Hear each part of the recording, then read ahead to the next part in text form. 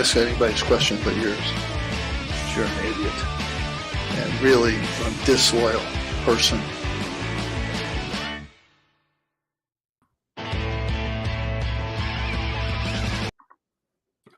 And welcome.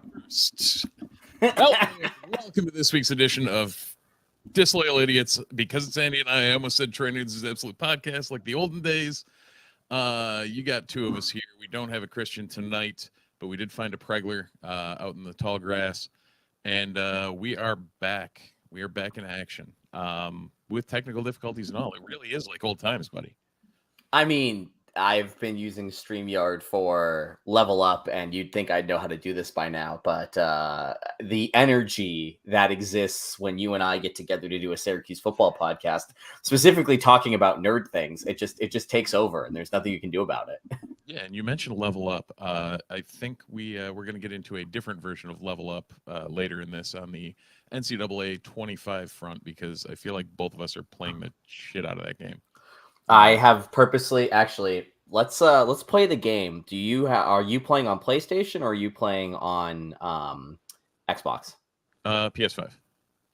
So I just opened the PS app on my phone, yep, which shows you the gameplay hours for every game that you have. Okay. For context, in the last all time, I've played MLB The Show 23 because I didn't get MLB 23. I didn't get 24. I played that 266 hours. I've played EAFC 303 hours over the last calendar year. Okay. I have had EA Sports 25 or EA Sports College Football 25 for 6 days. Actually, less than that because the early release was Tuesday or Monday. I have already played 26 hours. Oh, okay. That'll do it.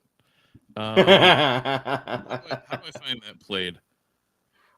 So if you open up the PS, and this is for everybody else who's listening and has a PlayStation, the PS Play app, and if you go to like the game controller, like home screen kind of a thing, can all, yeah, there you go.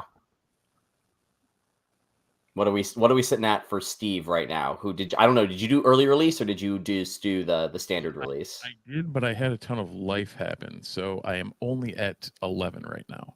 Only 11 hours. Only 11 hours of my life have been dedicated to this game that's been out since Friday. Yeah. And technically, this pod should not even have happened because I'm supposed to be in Honduras right now. Did Steve get CONCACAF'd?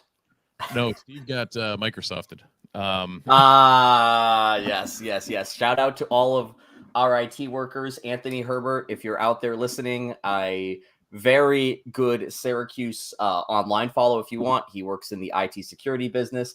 That man was doing a victory lap of I told you so's. Love him to death.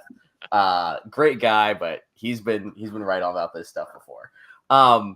So Steve, now that you are not in Honduras, yep, and instead you are sitting in your basement talking with me, I feel like this is the moment where I tell you today I officially booked a bachelor party in Syracuse on September 18th, the Friday night when Syracuse is playing Stanford.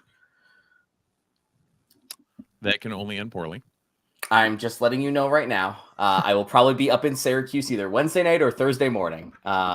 So this is going to be that's going to be a weekend, huh? Yeah, I think. Let's see. Yeah, I'll be here. I will be here because Disloyal Idiots assemble. I have tickets. It's weird, this whole season thing. For anyone who does not have tickets, go look into them because it's $150 for the whole freaking season. I remember. This is like not even remotely on topic, but I remember when the ACC listed the cost of season tickets across the board, across all member schools. I think we're the only school that's cheaper than us is Wake Forest in terms of a get in the door season ticket package. That is insane. And, we're, as someone who's had these tickets for that price they were $130. They bumped them all the way up to $150. But it was, I've had them for 10 plus years now, and they're still good. Like, not like they got worse. they're still good, and now they have seats, so seats be a win-win.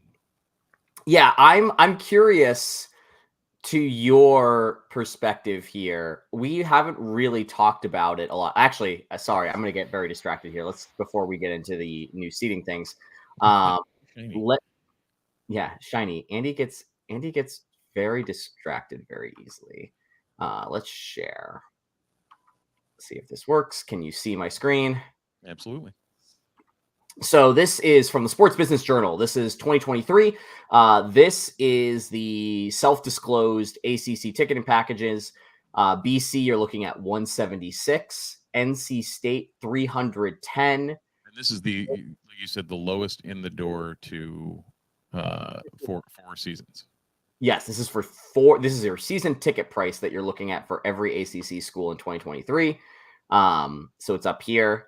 There, we're looking at Clemson at 340 for season tickets. Duke, starts at 80 for season tickets. Not going to beat that. Pitt is at 100. Oh, then this is when Syracuse was 99. So this is probably the 2022 season price point or the 2023 season price point. Right. Florida State 290, Georgia Tech 245. What are you doing in Atlanta? That seems like a rambling wreck.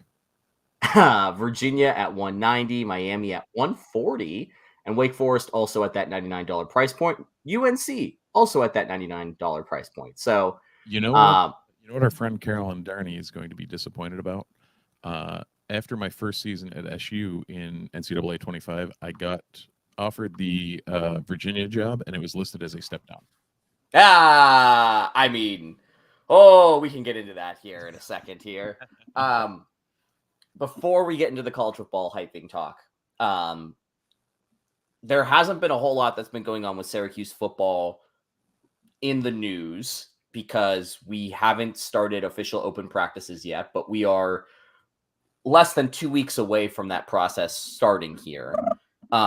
Steve, I feel like this is the really important time when you and I do our fall ball disclaimers of guys are going to show up hurt.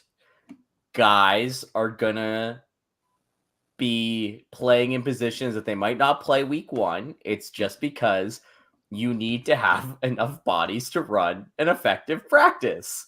Yeah. And this is not like a video game.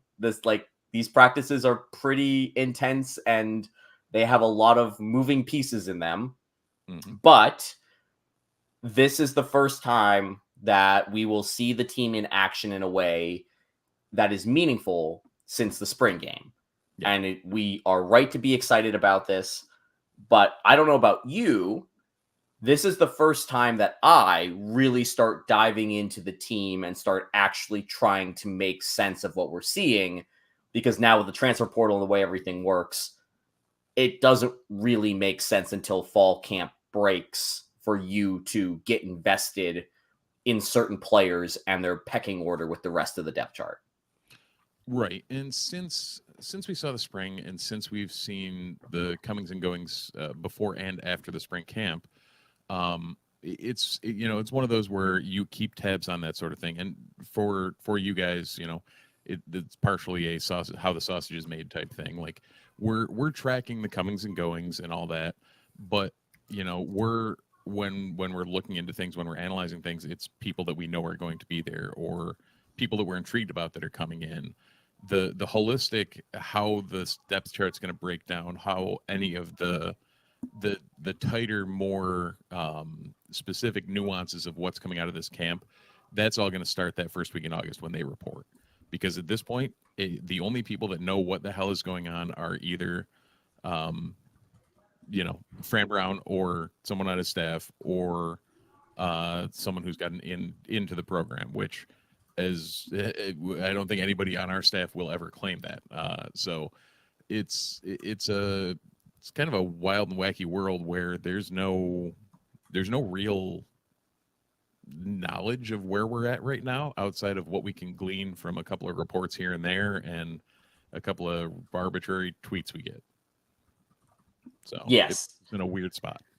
And I do feel like, again, not to kick somebody on their way out the door, but like Dino was notoriously stingy about our access to this. And with the exception of that one preseason documentary that we got after the 10-win season, we really had no idea what was happening without some really in-depth reporting and sourcing happening by one Stephen Bailey. And I think that the year that Stephen was not covering the team in the Dino era, and it was just a ghost town in August in terms of football news, like, you understood how much heavy lifting was being done by legitimate capital J journalism in order to bring us what a lot of other schools just have naturally. And Fran is that season was like, Steven was like a late drop, and they picked up Emily, who hadn't, like, it's not like she had any leads or connections at that point. So it was like this weird dearth of nobody has the in.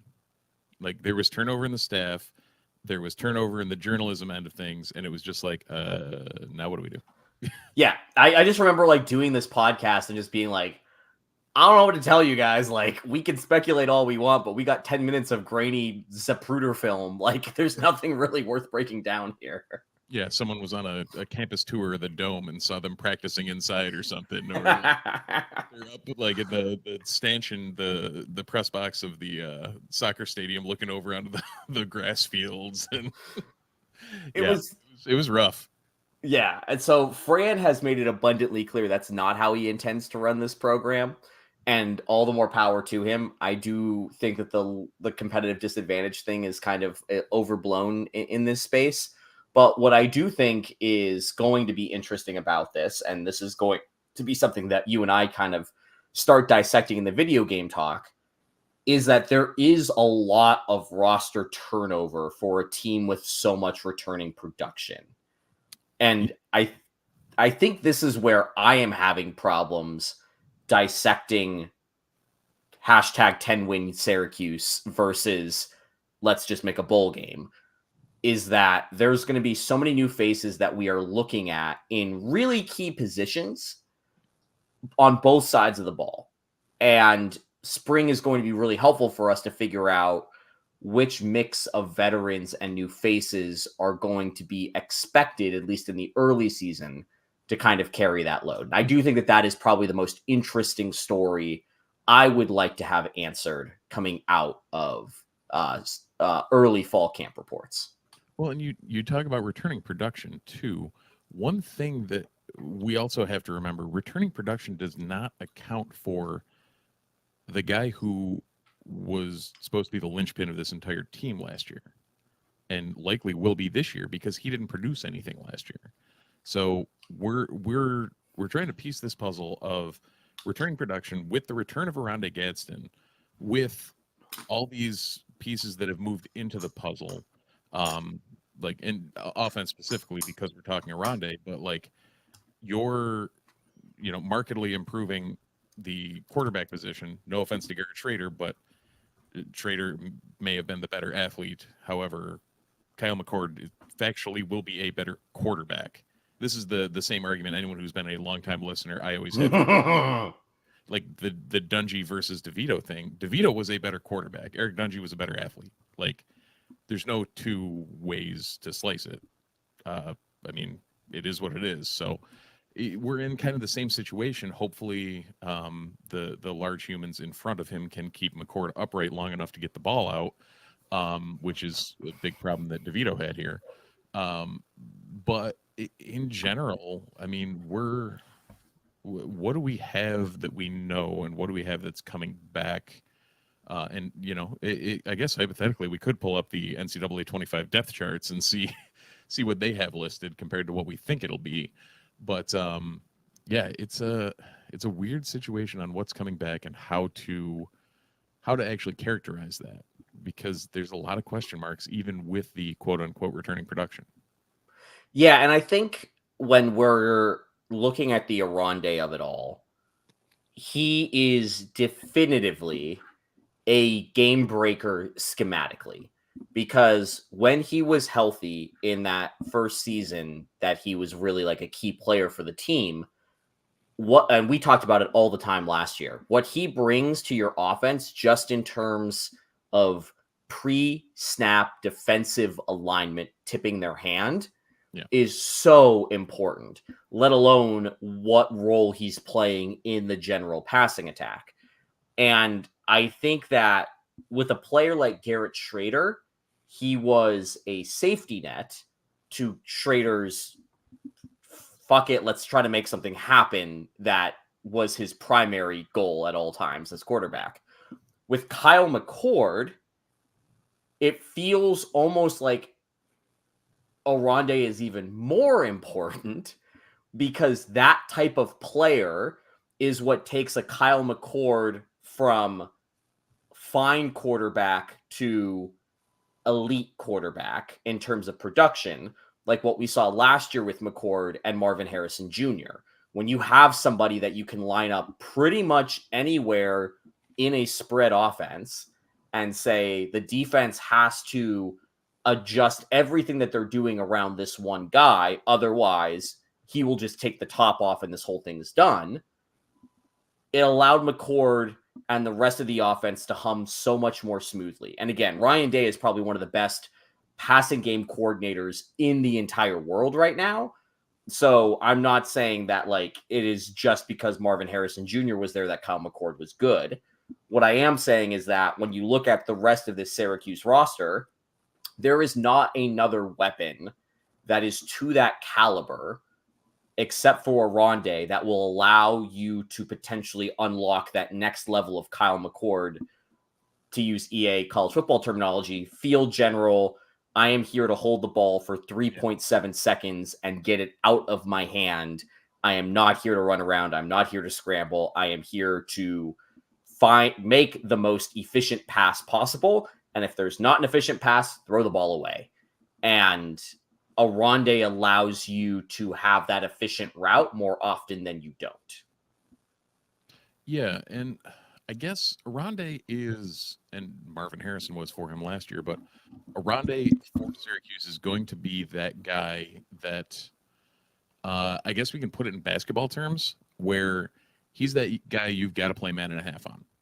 Yeah. Like there's no other way about it. Like a defense has to account for Oronde Gadsden Jr. And in doing so, they have to commit either their in football. It's a bit different because you can just commit your best player to him, and see what happens. Do you just slap her over on him? Do you just scheme around him? Like what degree they address him will change how that defense is going to look to everybody else. And how it looks to everybody else, especially when you have, coming in, they had Justice Ross Simmons, Zeke Haynes, and Jackson Meeks. Was there any other wideouts that came in? Those are the only ones that I believe are going to get playing time this year that are coming in. And some other here and there, but you have those three bodies coming in, two from Georgia, one a standout transfer from Colorado State, I believe, the Rams. Yes. If I remember right. You are correct. And plus Trevor Pena, who's already on the roster. Oh, what I was thinking was Michael Johnson Jr., who worked at wideout, but is going to be in the quarterback room. Yes. So that was the other wideout I was thinking coming in. And then we lost. What did we lose? We lost Alfred. Lost Damian Alford and lost Isaiah Jones. Yeah. And then you have still in that room who I think still has a lot of potential, but we're not really sure what to do with, is Umari Hatcher. Yeah. Who, again, I think this is kind of a make or break year for him. Either he finds a role here or he is portal material very quickly. Yeah, I mean, you have him and you have, Trevor Pena is going to have a solid season. Another piece of the puzzle that got lost last year because of injury. Mm-hmm. Also, wasn't there a stud? Was it Emmanuel Ross? Was the stud freshman that's coming in? I believe so. Yes, I'm just double checking the Phil Steele depth charts here to see who they have. Yeah, again, not the end all be all here, but he has Trevor Pena, Jameer Thomas, Justice Ross Simmons, Jackson Meeks, Braden Davis, Zeed Haynes, Yes. Umari Hatcher, Darnell Gill, and Michael Johnson. Yeah, Daryl Gill is that's an interesting. He's another one that, like, if he made strides in the offseason, there's always a chance. Like, he showed flashes last year. Yeah. But yeah, I mean, you have a lot of guys that could very much benefit from Aronde Gadsden taking defensive, I guess, focus from them and pushing it to, opening up things for them a little bit more. That combined with, Quint Allen, Yassine Willis kind of 1-2 combo, that's a fire and ice type deal if I've ever seen one. So let's see how it works. On that note, Steve, I think one of the schematic interesting things I am most interested in, when Aronde was healthy, Trevor Pena wasn't. And so Aronde took over that slot receiver role, and we saw like a very modern NFL tight end offense being run around Aronde, where you put your most athletic corner at the slot. That usually means max they top out at 6'6", Right. Which then immediately gives Aronde the win when you're playing physical, quick routes, because he can just use his body to create that size and separation necessary for a reception. Now, I really like Pena, but I don't necessarily think Pena can do anything else besides being a slot receiver. Like, he doesn't have elite speed. He doesn't have elite go to the ball verticality skills or size. Right. He doesn't really have elite physical separation skills. So he needs to be like, he is a true route running slot receiver. And I'm not saying that you can't have two different slot receivers on every play. What I am saying is that as you're drawing up your offense, it does feel it feels like an interesting opportunity / we are going to learn so much about this new staff and how they handle this very specific niche thing of you have two slot receivers who fit very opposite ends of the spectrum of what a slot receiver in 2024 means, and how they play with those weapons is going to tell you so much about what offensive inspirations they're coming from. Are you coming from like the Andy Reid, everybody's a slot receiver, nobody's a deep threat until we like make a route that they are a deep threat?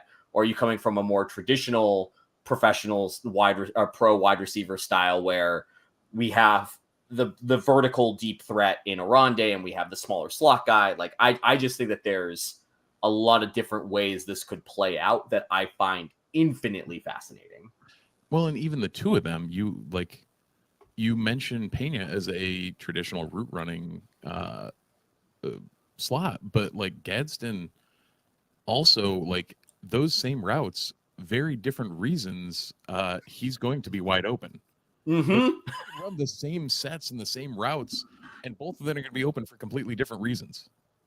And you can take, like, I guess that's the other nice thing for the staff, where you can take Aronde and literally put him wherever the hell you feel like. Like, he's a stereotypical wide guy. You can line him up as a stand-up tight end. You can put him in the slot. You can do whatever. He's got the body to put wherever the hell you feel like it. So we can get creative and get weird if we want to. I love that you and I have been hosting a podcast for 20 minutes and we're already getting into the niche offensive intricacies of what to do with the slot receiver position. Do you want this whole, like, look at the whole thing? No, we're gonna go dial right into yeah, that tracks. This is a true old school disloyal idiots. On that note, I'm gonna give you the other piece of the old school disloyal idiots, and again, another tease for the back half of the show when we talk about EA College Football 25. I have said that the difference between this team winning 6 games and this team winning 8, 9, 10 games is going to be the offensive line. Mm-hmm. And playing the game has not assuaged any of those fears for me. As I continue to look at the projected depth chart line of Reed at center, Petrie and Bradford interior, tackles, a bunch of new guys that I haven't heard of, and then maybe Enrique Cruz if he's lost 50 pounds and has gotten his fitness back up to where it needs to be. I don't love what I'm seeing. You're on the returning. You're on the wrong standout. Cruz is going to be the lockdown left tackle no matter what. Yeah. Okay. So walk me through this. Like, what is? So the question I'm asking is essentially like, what offensive line combination has the highest ceiling? Because no matter what, I think every combination has a remarkably low floor.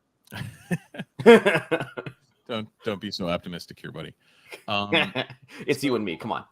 Again, going into it like because we have to at this point. Transfer wise, you have Savion Washington, who came in from Colorado. You have and he's a big boy, 6'8", 320. Cody Hornsby, who's 6'3", 280 from Georgia, or Grambling rather. Same logo. It's just yep. 24/7. I'm like, wrong color. Okay, got it. It's like yellow, not red. Okay. Demetrius Witherspoon, who is shown on the depth chart, I believe. Josh Miller, who is a Georgia transfer guard. Like they made some moves to bring in some large human beings. Joe Moore, Jaden Bass transferred out. Okay, that's fine.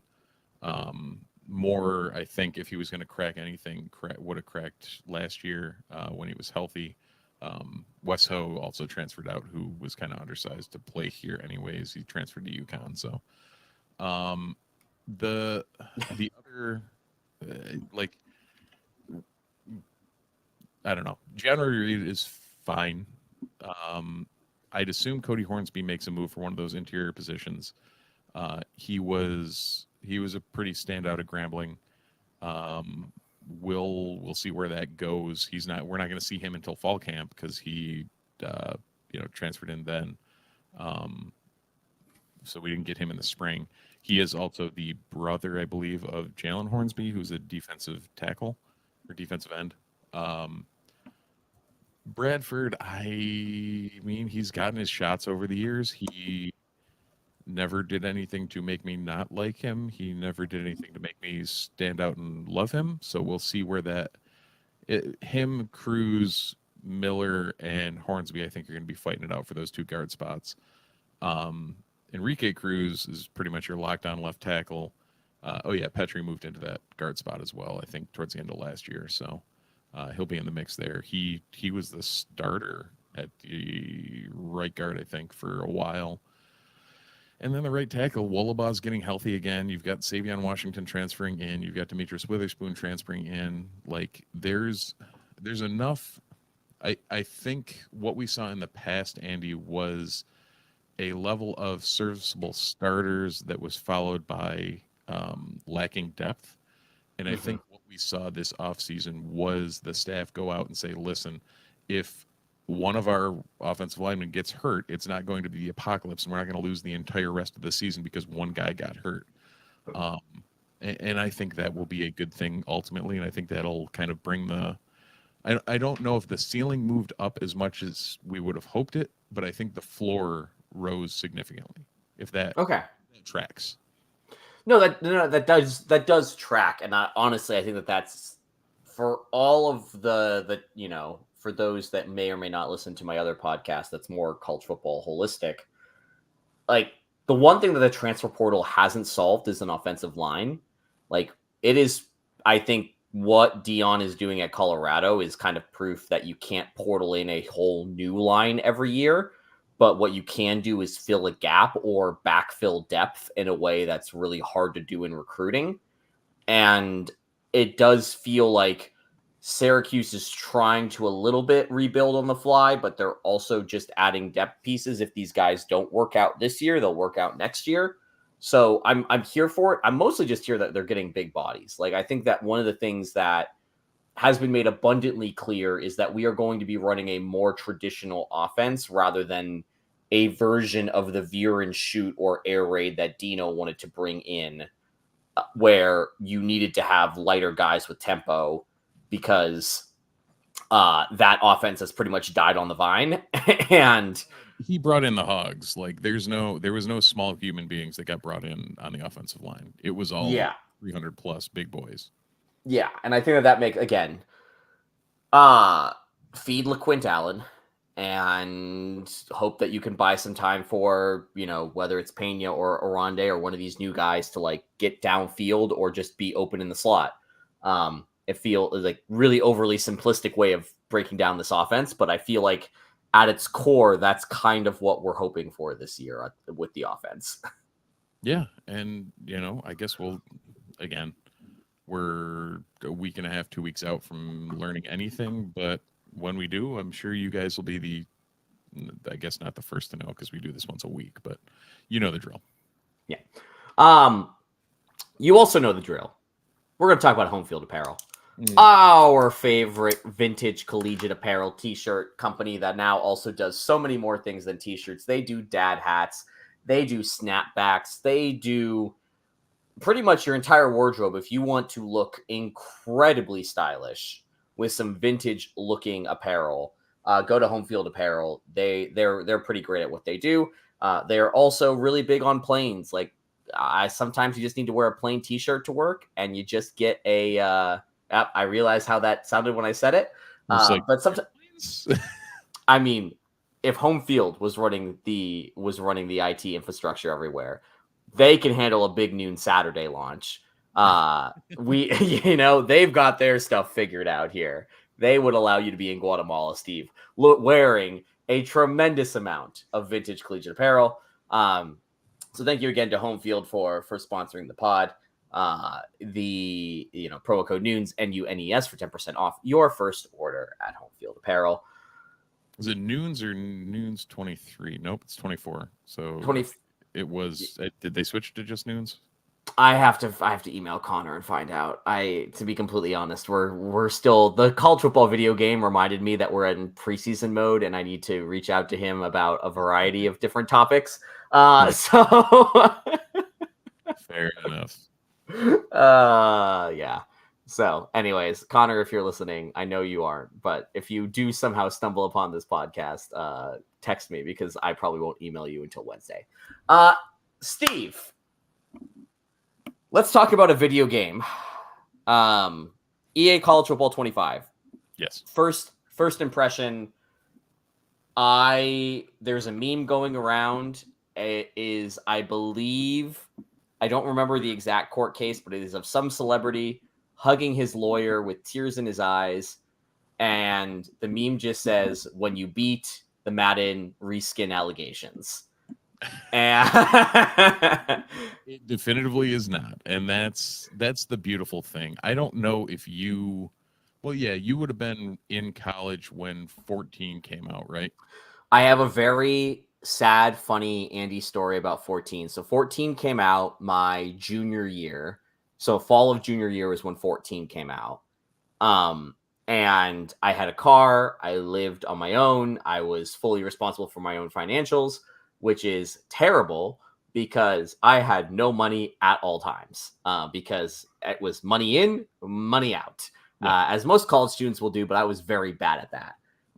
So at one point in time, it's Easter holiday, and I need to drive home, and I live in Erie, Pennsylvania, and I'm going from Syracuse by car, which means I have to pass through the New York State highway system and pay tolls. At that point, I did not have an Easy Pass because this was long enough ago that Easy Passes were not everywhere. They weren't ubiquitous at that point. Yeah, so I had to pay cash. At that point, my bank account had negative $15 in it.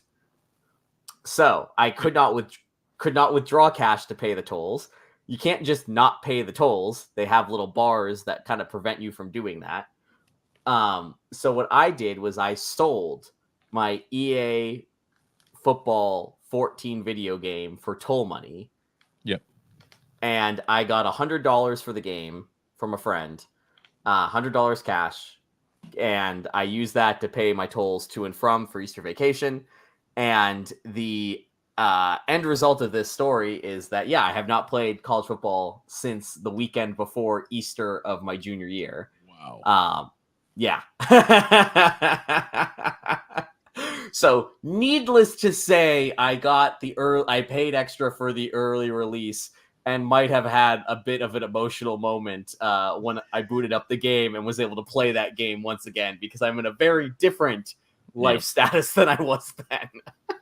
And like, you know, it sounds dumb, and we're gonna sound like idiots being grown-ass men, but like when I the first time that it downloaded and I got the notification, okay, it's done. I'm like, okay, cool, I'll check it out. And well, actually, when that first happened, I realized that it hadn't actually launched yet, so I went away and then it came back and booted it up. But it was just like, huh, all right, this is like a throwback to, for me, you know, 13 and 14 were the later, for me, iterations of the game. I think I had just moved back to Syracuse. I had moved back to Syracuse about 4 or 5 years at that point. And it was fine.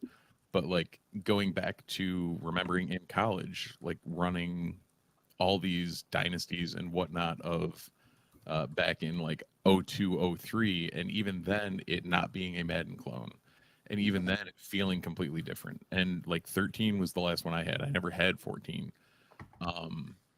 13, it was still, you know, it felt independent. It felt like it does now, where when you have somebody who's subpar going up against someone who is better, it's not like in the pros where they're all of a certain caliber.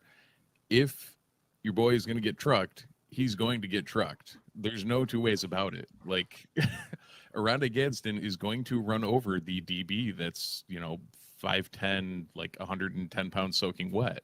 There's no, there's nothing that they can do to change that. And that's a good thing. Like, it feels like the college game where you see mismatches and you see weird things that shouldn't happen in a quote unquote simulation video game, but do because they would happen in real life. And it's great. My friends and I still have a running inside joke because in the NCAA 14 game, Jerome Smith was a Heisman winning running back for the national championship 2013 Syracuse Orange football team. Like, we still, whenever we see anything with Jerome Smith, reference Heisman winner Jerome Smith. Like, it is that game's ability to do two things. One, highlight what you talked about, Steve, that like this game is inherently unequal. But two, just because this sport is inherently unequal doesn't mean that the bad teams don't have one of those guys that could theoretically break open a game or carry you to something. And for Syracuse in this year's game, it's Aranda Gadsden. You know, we'll talk about him specifically when we dive into the player breakdown of this all. Yep. But I think universally, like when I played BC for the first time, Castellanos, like, man, I forgot how hard to stop a running quarterback is in this game. And that guy, like, I forgot that last year, like, he was really raw and he was getting thrown into this role and he had won a quarterback competition. He is the guy at BC right now, and he is an Eric Dungy, throw stuff at the wall and see what happens kind of vibe, and that can break open a game if you are not disciplined, which I am not when I'm playing video game defenses. And so that burns me every time I play BC, and it annoys the crap out of me. But that's also like part of, I think, what makes college football so fun. And one of the things that I hope EA does moving forward with this game in dynasty modes is that every team is such a different style. It feels like when I'm playing a game against a new team, so much of those first few snaps are me feeling out like, what kind of offense are they running? Who are the players that I need to key on? What are the matchups I can take advantage of? Crap, what are the matchups that I'm going to get burned by? Which, again, there's an element of film and preparation that goes into, you know, the pre-getting onto the field of these games. But when you're dealing with 18 to 22-year-olds, that's what it's like when you're stepping onto the field is that real life feeling it out. Oh crap. Okay, I've seen this guy on film. This is what he's like in person. Mm-hmm. And I do think that this game has captured that just intrinsically in the way that they've like built everything. And again, like I need to give all the credit in the world to the probably hundreds of people that spent the time crawling and combing through every college football guide known to mankind to build these rosters, build these playbooks, build these play styles, because we'll talk about like the actual environments that you play in, but the actual depth of playbooks, play styles, things that you can mess with and adjust with, like you can change the depth of a zone that your defense will cover on a curl route. Yeah. Like, oh yeah. It's absolutely nuts. Like you can set up slide protections. You can tweak everything on the offensive line you wanted to. When the hell has that been an option in a video game? I am learning so much more about football from playing this game, because the priest, like, I am picking a play as fast as I can because I need to get to the line and I need to like do every single adjustment known to mankind. That's great. That is great. Yeah, and we're singing the praise of this game. The game's not without its warts. There's plenty of things that aren't running fine. There's plenty of weird AI in the season mode. Like I think I told Andy, FCS East, the team, had a running back that was rated higher than LaQuint Allen, and was the literal fastest team that I had ever played against. So it was like I lost to FCS East. I think I beat Stanford the next week or whatever, but I'm like, what just happened? And then I lost to UConn at the end of the season, but had beaten like 4 ACC teams before them. And there's some wonkiness, and there's some things that I'm sure they'll patch out or work out in the system. And that's also the difference between a 2003 iteration of this game and 2024. For better or worse, they can put it out and then patch it, versus back then it was just like, all right, we're putting out what we're putting out, and that's what you're getting. Andy doesn't remember those days because he was born then. But I remember getting the physical disc. So, but overall, like they 100% did a damn good job of bringing back the look and feel and general nature of college football in this game, and it's surprisingly feels good. I will. So I have a giant. This is not meant to be a brag. This is just I am in my 30s in New York with a nice paying job and don't have kids. I have a very big, nice 4K TV that sits in my living room and is basically the centerpiece of our apartment. Yep. And I got it specifically because when I play video games, I want to be able to sit on my couch, stare at the TV, and have the TV eat me. Like that is the experience that I want.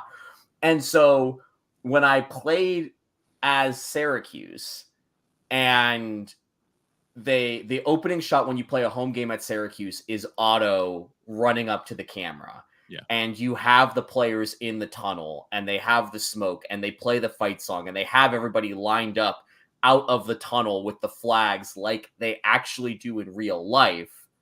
Yeah. It is like this moment of like the last time that this happened, they didn't have this level of like school by school specificness because they couldn't, because a little disk and a hard drive couldn't process that much that for every single team. But now they can. And then I put it on, and my wife was next to me, who also went to Syracuse and is a huge Syracuse fan. And she was like, they have the Onondaga Nation flag hanging up in the rafters. That's what I was going to bring up is like, you're sitting there and you're like, the Haudenosaunee flag is up there. Like that level of detail, it's crazy. And it's like this moment where like, and she was just even like, it is so weird to see this dome with this hard roof that neither of us has ever been in yet. Like I have yet to, this football season will be my first time going to a game in the new football game in the new dome. And it is transformational. It is, this is me going into my tech bro-ness. Periscope, which was the original Twitter live streaming service, the entire purpose of it was supposed to be like the Star Trek devices, where you could just FaceTime with somebody, but then you'd be like in a 3D simulation of them there. They were trying to recreate this idea of you being with someone without physically being there. Right. And I feel like this game, not necessarily because the graphics are amazing, but like the crowd looks kind of janky a lot of the times. Like the stadiums do look like very much like a Lego. You know what, with the crowd, I don't know if the crowd feels weird. The crowd, I think they do a decent job with. It's the sideline guys. Yeah. Like the cameramen in that, like they're just sitting there, standing there awkwardly. Like there's nobody running to the shot. There's nobody walking or moving in the, like there's plenty of movement in the crowd, but there's nothing happening on the sideline that isn't just like the one static guy with the chains and the one guy with the camera. And it's like, you work that in a little more and it may fix that immersion a bit. Yeah, exactly. But like it's crazy that because the graphics are probably at like a 6 out of a 10 in terms of like where, like, especially when you go and play other like big D3 game studios. Like I will vouch for God of War every day. You feel like you're walking through these immersive environments as you're playing them. This is not that because of the graphics quality. This is that because they got so many minute details right that you as a fan know. Yep. And that level of like realism of, wait, they got that thing that no one else would know except for us hardcore fans, and they did that for every single team in the game. Did you notice at the end of the game? Yes, they sing the alma mater. Yeah, they go to the corner that my tickets are in and sing the alma mater, and I'm like, what? The first time I saw that, I think I threw it in Slack. I was like, they even got that right. Like somebody on staff either had to have been from Syracuse or like they just did that for every team, which is insanity. And I think that like this is part of why this game is going to be so popular, because you can be a fan of ULL Ragin' Cajuns, and you probably have the same feeling that we are having as a Syracuse fan, that Sean, Big G, Sean in the chat, is having with Ohio State. Like they just got it from number 1 to number 131. Like every single team gets their moment in the sun, and it's so worth it. I'm personally partial to the Louisiana Tech Bulldogs. That was my team back in the day when we had shared. So back in the day, we had shared seasons, but it wasn't this online dynasty that we're going to be setting up. It was literally like 6 or 7 of us in college that would like set this up on one of the Xboxes, and everybody controlled a different team, and we'd go through and advance the season and all that. And it was like, holy shit, this is insane. But yeah, Louisiana Tech was always they were always my school that I took. That was the the underpowered, because you could never, whenever you do that, you can never take a P5 school. You got to go low.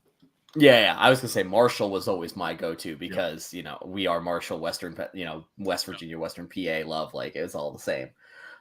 Speaking of Dynasty mode, I am not gonna lie, it's very funny to recruit for Syracuse because, man, they really threw some shade at the campus environment with that C- rating.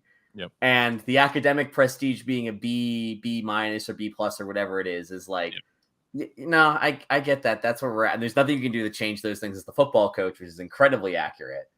But I am thoroughly enjoying the number of recruits that are coming out of the Northeast. Like, they are doing a great job of pulling up random cities to give these recruits like a homes in out of New York and Pennsylvania pipeline.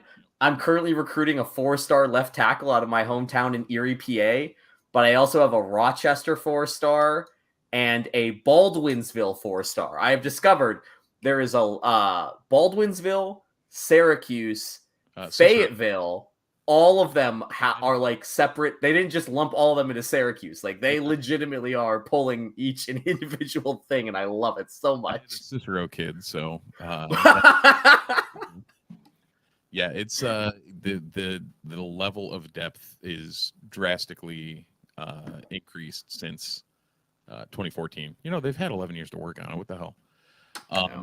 But yeah, the recruiting, it's also extremely. I mean, well, it's I don't know about accurate because I was able to pull a 5-star from Connecticut. I did too. Wait, was he a cornerback in your first year running through? I know. Oh, I got a 5-star from Connecticut corner in my I offered him a scholarship and he immediately accepted. Oh yeah. So I had it was a kid whose biggest thing was close to home. So I was like, okay, I'll at least give it a shot. And he ended up signing, but it's like you have the 5-star, and then I think I have like 1 4-star, a couple of 3-stars, and then it's like I'm gonna be filling this out with a bunch of 2-stars, and it's like, okay, like this is weirdly accurate in the sense that like you're gonna get a stud or two, but the bulk is gonna be, down the line, and they did an okay job with it. You gotta spend time scouting to figure out if the kid is gonna be like a diamond, like if the kid's a 3-star diamond, or like I've had a bunch of things where I got burned in my first playthrough where I wasn't scouting anybody except 3 stars and below. And I was shoving out 4 stars, and then the 4 stars would come into campus and get rated lower than my 3-star diamonds. Yep. And it's like, oh crap. Unless you are a true blue chip 5-star prospect, I have to scout you because like I could get burned by this. But I'm Syracuse, and it takes so much more effort to scout and recruit than to just blindly recruit. And I'm like, oh, I hate all of you. I hate you all so much for making this very hard to do. Second off season changed a little. We are. I think my recruiting board is all 4 stars, and they're all kids that I'm in the top 5 for. Whether I get any of them or not is remaining to be seen. But it is like I've learned how to balance this out a little bit more. Oh yeah. And it's fun to pull it out too, and that it wasn't like just handed to us. Like yes, we're a week in of playing it, but still, like there's plenty of things that you're still figuring out and you're still messing around with. So, speaking of like figuring out and messing out things, what I know you and I have gone back and forth in the Slack about this. The player ratings are interesting. Zeed Hayes won Returner of the Year in my first year playing. Oh, nice. Because I've learned that in returning kicks, when you have that joystick ability and you have like a 90 overall speed and like a 90 overall whatever this thing is that change direction rating, you become a kick return, punt return cheat code. And Zeed Haynes is that in the game. Like he's not even in my starting wide receiver rotation for year 1. Yep. But he is. And like I've returned multiple kicks and multiple punts for touchdowns with him because he is so freakishly good at that stuff. And now part of me is like, man, if he's not returning punts, am I going to get mad? Like, am I going to get mad if in real life he's not actually like this? Pena, who's also amazing at returning kicks. Right? Like that was my first thought. Was like, wait, I got to switch Pena. Oh wait, no, I don't got to switch Pena into this. Yep. Yeah, it's gonna be an interesting. I guess that is something that I didn't even think about. Like we're gonna be setting expectations based on, you know what? Actually, it's like FIFA. Yes, expectations based on what happens in the game, and then in real life, you're like, oh, but I thought he was better than that. Oh wait, never mind. It's like, oh, I thought he was horrible. Oh wait, it's a video game. Which I guess for you, like as you've played this game. The slot conversation came up because I have discovered that Aronde is a cheat code on any crossing route. But what they're doing, and I think this is interesting, I've realized that on plays where like the linebacker chips Aronde coming out, like basically they're either linebacker blitzing or they're going into a zone, and they have the linebacker lined up around Aronde, and they basically chip him before passing him off into either another zone guy or the safety that's like manned up on him in some way. And that really disrupts the route timing and makes it harder for me to find him open over the middle of the field or wait for him to outrun whoever he's, on. Yeah.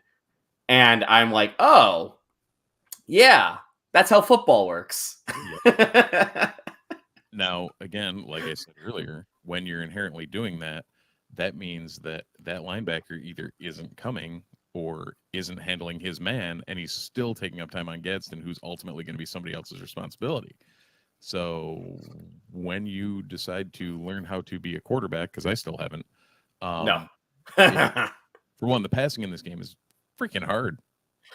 I throw so many picks, man. It's really frustrating. My first game I played, I was like, oh yeah, this is fun. You know what's weird? Actually, let me digress on that. Ultimate Team, much easier. Yeah. In Dynasty mode, passing is like you have to hit either someone who's distinctly beat their man or like a perfect pocket. And there's no other timing that you can hit that is not going to result in a breakup or a pick. Yeah. It's kind of crazy.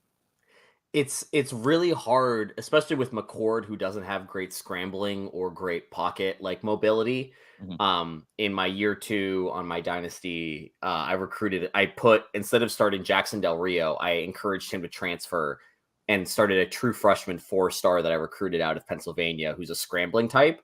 Mm-hmm. Now, I'm throwing just as many picks as I was with McCord because this guy's accuracy is all over the place. But I can roll out, I can move the pocket, I can create fake timing and space to allow Aronde, who I convinced to come back for another year, which is just so unrealistic. Wow. Because we didn't make the playoff. I went 10-2 and missed the playoff because I didn't make the ACC championship game. Which also, warning to all of those out there saying Syracuse can win 10 games and make the playoff. No. They can't. The Big Ten and SEC exist. Yeah. Can confirm you can't go 8-6 and win or 8-5? Yeah. And make the playoff either. That's where I ended my first season. Yeah. The offensive line is just it's just tough. I will say, I have found that the sweeps, like the jet sweeps, like that is my bread and butter. I am a horizontal running guy, not a vertical running guy. And again, that interior offensive line is not rated all that high for run blocking, so might as well play to your strength. What has been your? I think my favorite moment of the game so far has been that I ran I swapped out one of our non-conference games for next year. I swapped out the Tennessee game because you can't do neutral site games, so the game would have been at Neyland, and I'm like, I'm not taking a true freshman wide receiver into Neyland. That's a dumb idea. Yeah. I swapped it up for West Virginia. Okay. And in that game, I was tied, and I hit Aronde on a perfect, he split the cover 2. And I threw it right as both cover 2 guys were turning towards him, but they were a step behind. Yep. So I hit Aronde in stride and scored the touchdown. And then the train horn goes off and Otto's in the end zone. And I'm like, that was dope. That was my favorite moment of the game so far. What has been your favorite moment of the game so far? I believe it was the bowl game against Kansas. We have a bowl game against Kansas this year, for the record. As it was written. Actually, even better, the Gasparilla Bowl against Kansas. We had that, and Fadil Diggs decided to drop a cinco of sacks. So it was a good game for him. Fadil's been that guy. He's the one that I'm now a little bit more excited about because of the game. And again, it's partially because I always rush with the right end. That's always my move. But he's going to be a nice little player for us, huh? Yeah. Texas A&M transfer that made an impact there. He's going to be fine. He'll be okay. Marlowe Wax is another one who definitely gets his glow up in this game. 100%. 83 rated, I think. Yeah. He ended up in mine after the first year. He got drafted in the second round. It doesn't tell you what team they draft them or what spot. It just says what round. I'm like, yeah, it was. I think he went 3rd round. Diggs went 5th round, and Yeah. McCord 7th round for me. Yeah, same. Same with Diggs and McCord. And then Aronde, I basically beg, please come back. Please come back. Win a national title with us. But that's what I'm literally going to do after the show is I'm going to go play. I have to play Miami. We are 8-0 playing Miami. And that's not going to end well. But I'm going to enjoy it nonetheless. Oh, I got thrown hard by Miami. They were ranked number 1 at multiple points in the season for me. So they were, I think, when they played me, but they shit stopped me. I was going to say, not to like pull out into an ACC football conversation, but they are probably the second best team in this conference, maybe the best team in this conference, if coaching doesn't let them down. Yeah, that sounds accurate. Like, I don't think anybody is going to go scream at you and say, no, you're wrong, unless they're Florida State fans. Yeah. Flair. That's a good time. We're at an hour. That feels like a good time.